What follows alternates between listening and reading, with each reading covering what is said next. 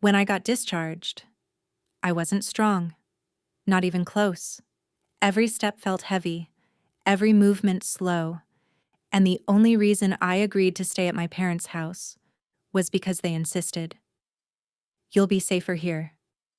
We'll take care of you." That's what my mom said, and I believed her. Because no matter how complicated things had been before, I thought this time would be different. I thought, maybe now, they would finally show up for me. I was wrong. I couldn't even stand straight. My stitches still felt like they were pulling every time I moved, and the doctor had clearly said one thing: no stress, no movement, complete rest. But that didn't matter in that house, because the moment I walked into the kitchen, my brother didn't even look at me. He just said, "Since you're up, go cook something." I actually thought I misheard him. I had just come home from surgery, barely able to walk, and he was asking me to cook. So I looked at my mom, waiting, just waiting for her to say something, to stop him, to remind him I wasn't okay. But she didn't. She just kept cutting vegetables, like nothing was wrong. That's when I felt it. That quiet realization. I wasn't being cared for. I was being kept there for a reason, and I didn't know what it was yet. But that night, everything changed. Because I woke up around 2 a.m., and I heard voices, whispers, from the living room. "Don't tell her yet. We need her calm. If she finds out now, she won't sign." I froze, completely still. Because in that moment, I understood something was very, very wrong. The next morning, I didn't argue. I didn't question. I didn't react. I just walked quietly, picked up the papers they left on the table, and started reading. And when I saw my name, next to a signature line, everything finally made sense. They hadn't brought me there to heal. They brought me there to sign. But what they didn't know was, the moment I understood the plan, I had already decided I wasn't signing anything. And that was the moment everything began to fall apart. My name is Lauren Mitchell. I'm 32 years old, and this happened in Austin, Texas. And what my family planned behind my back almost cost me everything, until I made one decision they never saw coming. The first day, it didn't feel like care. It felt like inconvenience. My mom kept sighing. My brother Daniel barely acknowledged me. And every time I asked for something simple, water, help standing, even pain medication, there was always a delay, a hesitation, like I was asking for too much. By the second day, I forced myself to walk, slowly, holding the wall for balance, just trying to feel normal again. That's when I entered the kitchen, and Daniel said it. "Go cook something." No concern, no hesitation, just expectation. And in that moment, something inside me shifted. I looked at my mom, because if anyone was going to stop this, it would be her. But she didn't. She didn't defend me. Didn't even look surprised. She just said quietly, "It'll be good for you to move around." That wasn't concern. That was justification. That night, I couldn't sleep. Not because of pain, but because something didn't feel right. It wasn't just how they treated me. It was the energy, the tension, like something was being hidden, and I was the only one who didn't know what it was. Then I heard it. Voices. Low. Careful. From the living room. I wasn't trying to listen, but then I heard my name, and everything stopped. "Don't tell her yet. We need her calm. If she finds out now, she won't sign." My heart dropped. Because those weren't random words. Those were plans. Plans involving me. I didn't move, didn't breathe, just listened. Because suddenly, everything made sense.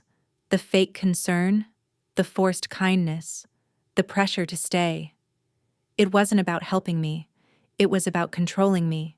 The next morning, I acted normal. No questions, no reactions, because I needed something first. Proof. And I knew exactly where to find it. The documents were right there, on the table, half covered. Carelessly left out like they assumed I was too tired to notice or too weak to understand. But I noticed. And when I read them, I didn't feel anger first. I felt clarity. If you've ever had a moment where you realized your own family wasn't on your side, comment. I see it now. I read every single comment. And trust me, this story is just getting started. I didn't skim the papers. I didn't panic either. I sat down slowly, held the edge of the table, and read every single word.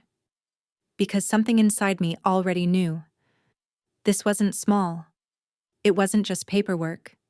It was planned, carefully, quietly, and it had been happening for a long time. The first page looked normal. Legal language. Formal tone. But then I saw it. Property transfer authorization. My name. Highlighted. Underlined. Required. And suddenly, those whispers from last night weren't confusing anymore. They were clear. The house. That's what it was about. Not my recovery. Not my health. Not even family. The house. The same house they had spent years talking about like it would one day stay in the family, the one my grandmother left behind, the one that legally required my approval, before any ownership changes could happen. And that's when it hit me. They didn't invite me here to take care of me. They needed me close, weak, tired, dependent.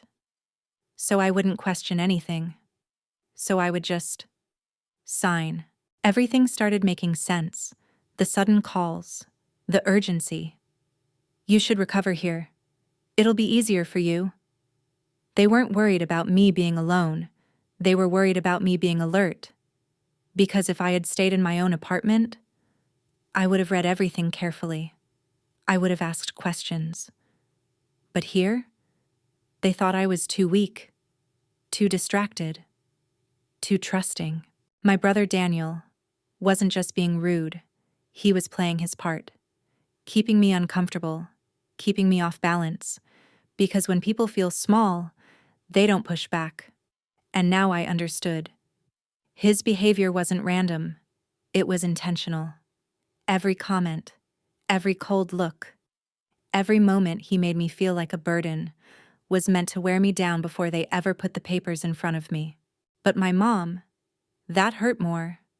Because silence isn't neutral. Silence is a choice. And she chose not to protect me. She chose not to warn me. She chose to sit at that table, cut vegetables, and pretend everything was normal, while they planned to take something from me. That's when I realized this wasn't just manipulation. This was betrayal. I turned to the last page, slowly, carefully. And there it was. My name, printed clearly. A blank line waiting for my signature, like it was already expected. Like the decision had already been made for me, and for a moment, I just stared at it. Because that blank line wasn't waiting for my name, it was waiting for my surrender. There was no doubt anymore. No, maybe I misunderstood. No, maybe they didn't mean it. I heard them. I saw the papers. I understood the plan. And once you see something clearly, you can't go back to pretending. That version of me, the one who trusted without questioning, was gone. I didn't get angry. I didn't cry.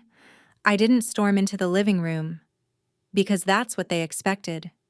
Emotion, reaction, confusion. But instead, I did something they never prepared for. I stayed calm. Because calm people are the hardest to control. When Daniel walked in, I was still sitting there, holding the papers.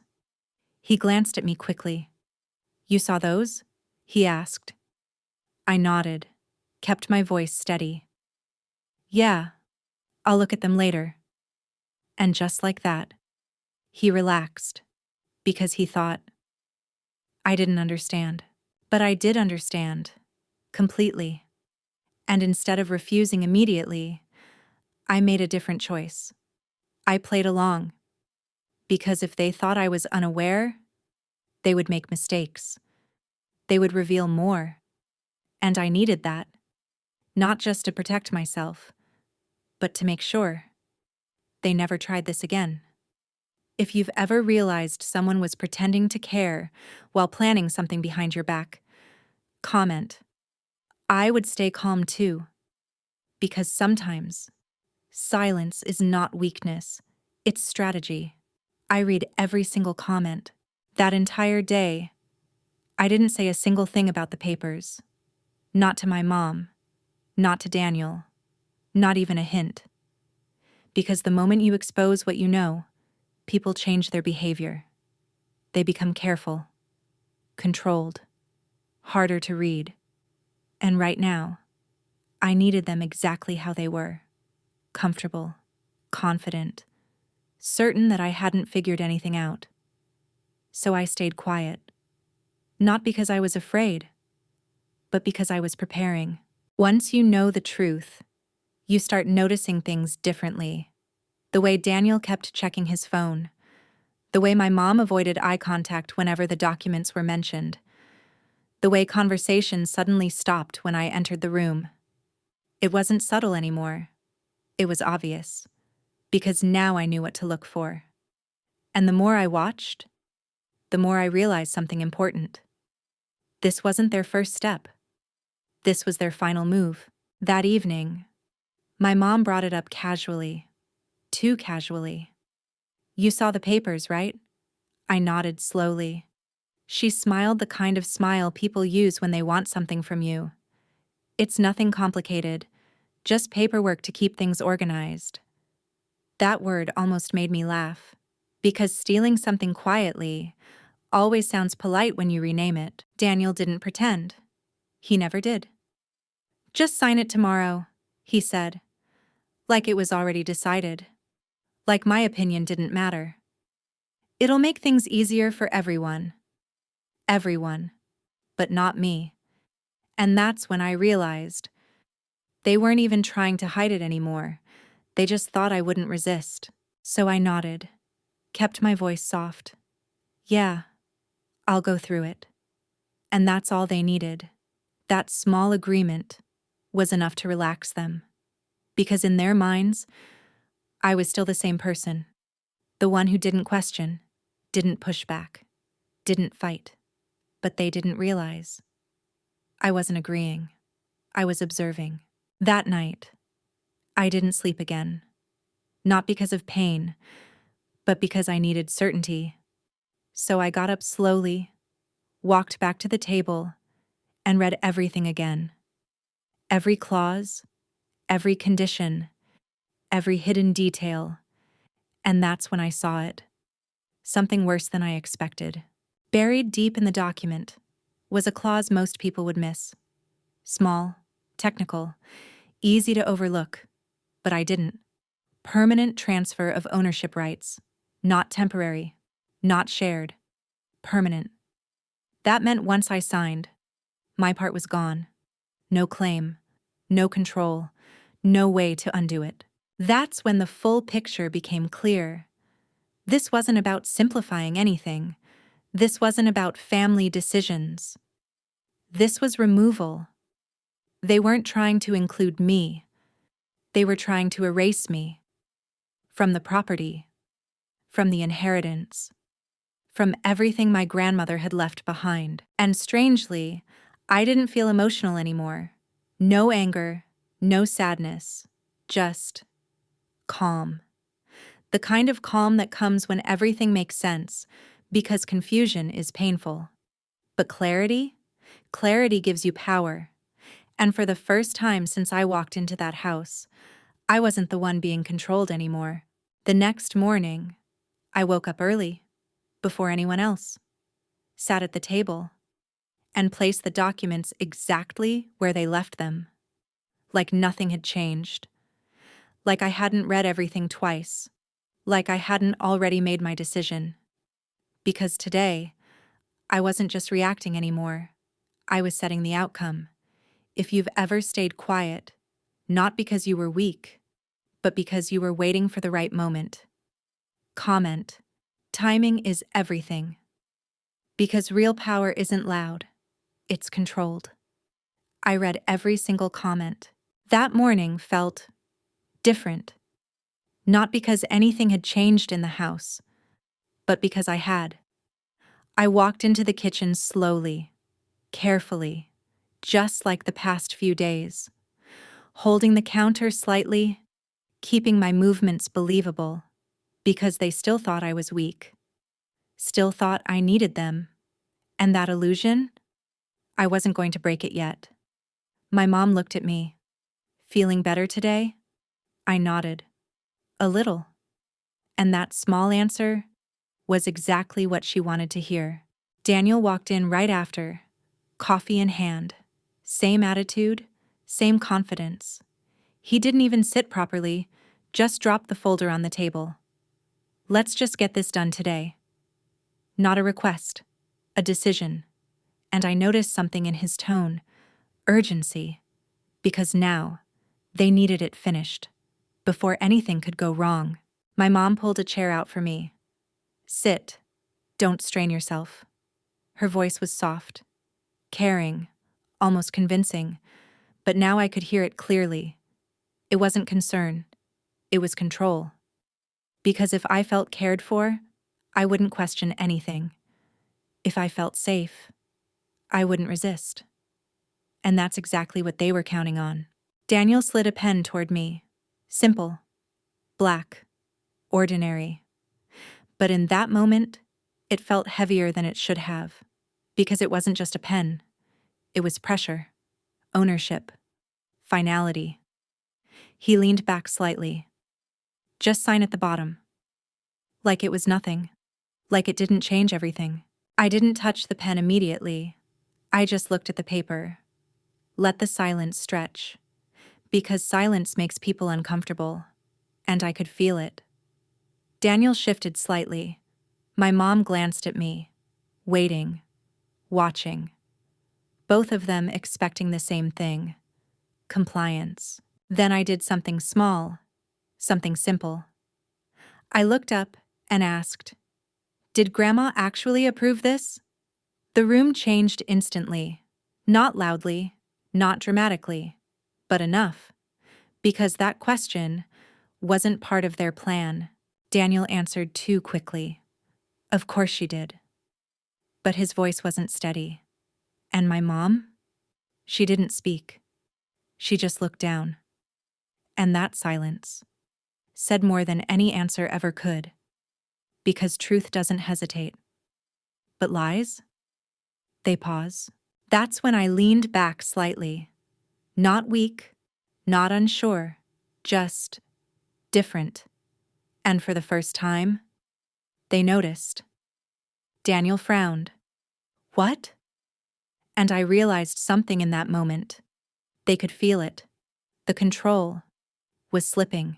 I picked up the paper slowly, tapped lightly on the clause. Permanent transfer? I looked at him. Calm. Steady. You really thought I'd sign something I actually read? That's when everything broke.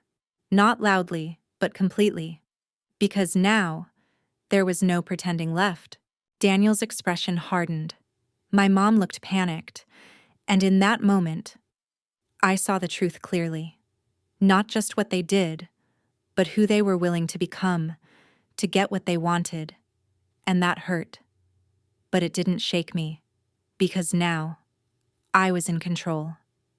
If you've ever had a moment where everything became clear, where people couldn't pretend anymore, comment, I see the truth now. Because once you see it, you can't unsee it. I read every single comment. The moment they realized I knew, everything changed. Daniel's posture stiffened. My mom finally looked at me properly, not with control, but with uncertainty. And for the first time since I walked into that house, they weren't leading anymore. I was. I placed the paper back on the table carefully, not aggressively, not emotionally, just deliberately. Because this wasn't about reacting. This was about ending something. I looked at Daniel first. Calm. Steady. You didn't need me here to recover. Small pause. You needed me here to sign. He didn't answer. Didn't deny it either. Because what could he say? We both knew the truth. And now, it didn't need explaining. My mom tried. Her voice was soft, shaky. Lauren, it's not like that. But she couldn't finish. Because there are moments where words don't work anymore. Moments where the truth is too visible to reshape. And this was one of those moments. I didn't raise my voice, didn't accuse, didn't argue. Because anger would have made this easier for them. It would have turned this into emotion, into misunderstanding. But calm? Calm forces people to face what they've done, and I wanted them to feel it. Fully. I picked up the pen. For a second, both of them leaned forward slightly. Hope, relief, expectation. Because they still believed, maybe I would give in. Maybe I would choose peace over truth. But then, I placed the pen back down. I'm not signing anything. Daniel stood up immediately. You're overreacting. There it was. The shift.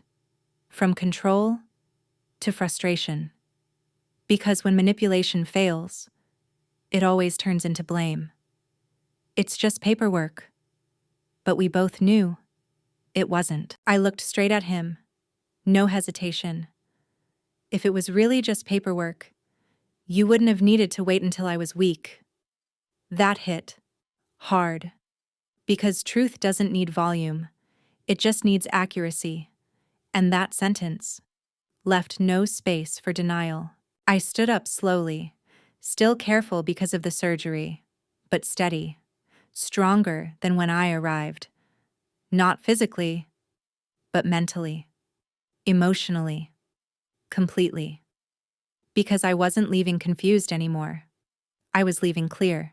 As I reached the door, my mom called my name. Quiet, almost breaking. But I didn't turn back. Because the truth is, they didn't lose the house that day. They lost the right to call what they did family. And they lost me. Some things don't come back from that. I walked out of that house, with nothing signed, nothing taken, nothing given, but everything understood. And for the first time in a long time, I didn't feel used. I didn't feel small. I felt free.